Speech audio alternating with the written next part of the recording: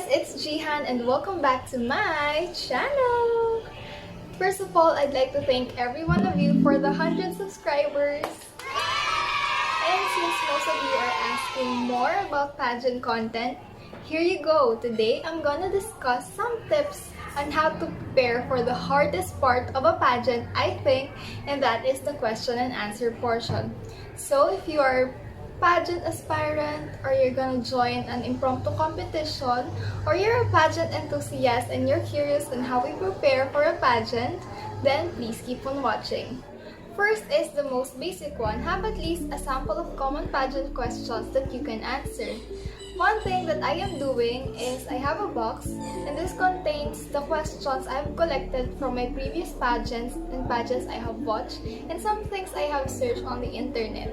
So what you do is you pick a question, and then you try to answer it. By this way, you're already exercising your mind to think, and also napapamiliarize mo din yung sarili mo with the questions na maaaring matanong sa'yo during the pageant night. Normally naman, halos nauulit lang yung mga pageant questions or they have the same essence.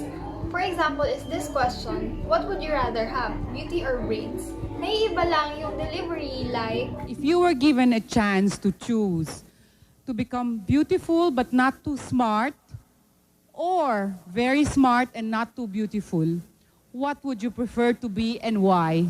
see, magkaiba lang ng pagkakasabi, pero yung mismong ibig sabihin ng question is just the same. Another example na medyo hindi obvious is the question, what is your advocacy? Pwede siyang i-twist like, what legacy do you want to leave behind? What projects will you work on if ever you will win the crown? Or simply, what can you contribute to your community? Which brings me to my second point, which is to have an advocacy prepared. This one will save you lots of times because you can actually use your advocacy to answer questions like, why do you deserve to win? Or why did you join the pageant? Also, let's be honest, there are bad times in joining pageants as well. Minsan mabibigyan ka ng sobrang hirap na tanong, or minsan mabablakout ka, wala ka na lang talaga masasabi. During those times, you can use your advocacy to end your statement. Like this one. I win the crown tonight. What I will do is to promote my advocacy. My advocacy is for us women to fight for our rights and for the LGBT care. And for us to be able to know that someone is loving us and someone is pushing us to whatever ambitions that we have. We will be able to rise from our decisions to whatever dreams that we have, goals that we have, and we will achieve it because of those values, those wisdoms that they gave us. Thank you. See, she didn't exactly answer how she will get more women in the workplace. Instead, she focused more on her advocacy, but relating it to the question. Just a little warning though, this trick is not applicable all the time. Use it with caution. Remember that every single detail can make or break you. But as for Gazini's case, it became helpful. She even won Miss Universe Philippines 2019. But if you can answer the question directly, simple, but with impact, then do so. There is no need to elaborate kung nasabi mo na yung gusto mong sabihin. A good example of this is Catriona Grace, question and answer during the top 5 of Miss Universe 2018. Canada recently joined Uruguay as the second nation in the world to make marijuana legal. What is your opinion on the legalization of marijuana?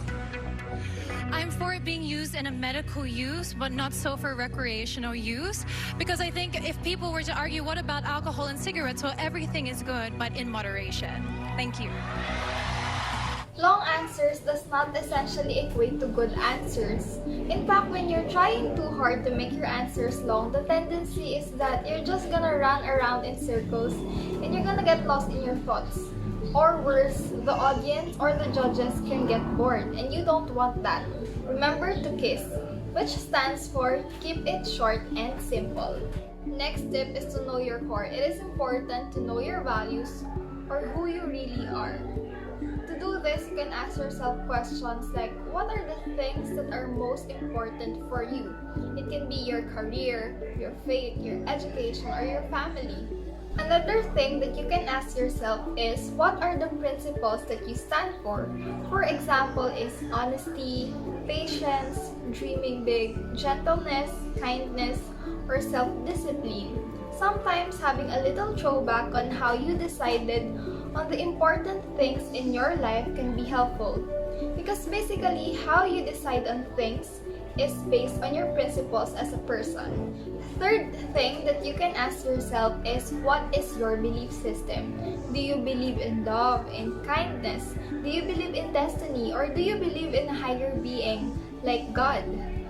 Now, why is it important that you know these things about yourself? That is because the question and answer portion of a pageant is not only there to test the intelligence of a candidate, but also to know more about his or her personality. That is why, as you observe the trend, most pageant questions are personal. Like, what is your greatest fear? For you, what is family? Or what color represents you the most? Or who is your role model? You can also be asked about societal issues, and knowing your values will already give you an idea on how to answer the question. For example, is this question asked during Miss Philippines Earth? Which do you think is a better strategy to encourage people to be environmentally conscious? Give incentives for good environmental practice or penalize bad eco habits? And why? In answering this type of question, do not overanalyze.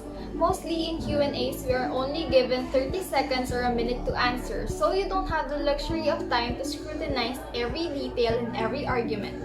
Just stick to your values. Remember, there is no right and wrong. It's a matter of your delivery and how you support your answer. Let's say if you hold the value of discipline, you can answer in this way. You can choose penalizing bad eco habits because obviously our ecosystems are rapidly declining and that is caused by human actions. So we don't have that much time. We need to require not a few but everyone's participation in saving our planet because after all, it's our only home. Or if you're more on the positive side, you can choose to give incentives to good environmental practice like this answer by Miss Chelsea Fernandez, Miss Philippines Earth Air 2019. I go to Paraiso Mangrove Eco-Learning Park Marine and Wildlife Sanctuary very often to know and learn about mangroves because mangrove is actually my advocacy. And for me, the best way to encourage people is to actually be a good example, be that strong example, and I know that people will follow the good things that you are doing. Another tip on answering political questions is to write an essay on general topics like education, health, environment, women empowerment, family, and human rights. Writing a paragraph or two about it can help you process your thoughts and your feelings, so that when the coronation night arrives and you were asked about these, at least you have a pre-constructed sentence at the back of your mind. The idea is not to memorize it. As much as possible, you want to come off naturally. And you don't want to seem too rehearsed. But at least you have a memory of how you can answer the question in a polished way. The thing about most candidates kasi, they don't review and they just answer the question right off the bat. May idea naman, pero pag nako-conscious sa grammar, biglang titigil and then uulitin yung sentence and then mauubusan na ng time. Like this one. One of the greatest things that I have experienced is when one of the greatest things that I have experienced, see, sayang. Imagine that your mind is like a bag where you stuff all this information and your thoughts. And then when someone asks you, meron ka bang ballpen? Pero gulo-gulo yung bag mo, di ba ang hirap makasagot agad? Pero kapag organize yung bag mo or yung mind mo, alam mo agad kung meron kang ballpen, alam mo kung saan nakalagay yung ballpen sa bag mo. Simply, kapag organize yung thoughts mo, number 1, makakasagot ka agad. Number 2, hindi ka na masyadong mag-iisip. And lastly, hindi ka masyadong kakabahan. Now, you can't write an essay about every single topic. Most pageants only last for 2 months, and that gives you limited time to prepare. That is why you need to practice the habit of reading. You have to be informed about what is happening around you so that kapag natanong siya sa Q&A, at least you already have the idea and you have already formed an informed opinion in your head about the topic. Hindi yung dun ka palang mag-form ng opinion mo on stage, which can be hard because of the time limit. The tendency is to bluff because you didn't know much about the topic being asked. That is why I encourage you to read more so that you know more. Remember, everyone can be opinionated, but few are informed. And that's what will set you apart from others. That is all for today. Thank you so much for watching. I hope you picked up something that you can apply for your future Q&As. Remember to always be prepared. Opportunity is just around the corner, and when it knocks your door, you definitely don't want to miss it. If you like this video, leave a like, comment down below, and subscribe to my channel. Bye!